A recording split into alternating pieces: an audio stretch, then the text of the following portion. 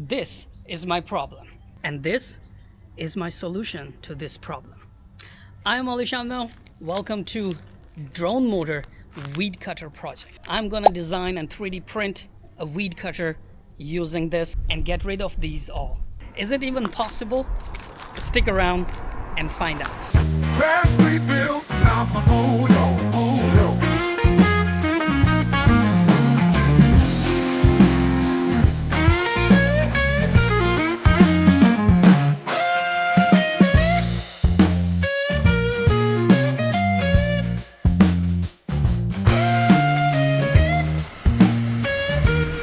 Smells like PLA, or maybe smells like my regrets.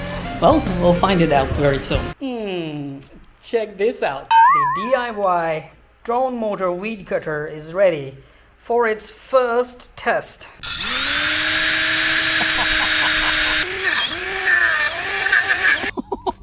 That's nice.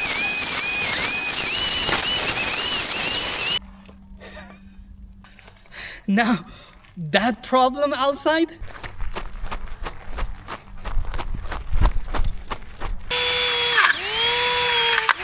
Oh, look at that clean cut, man.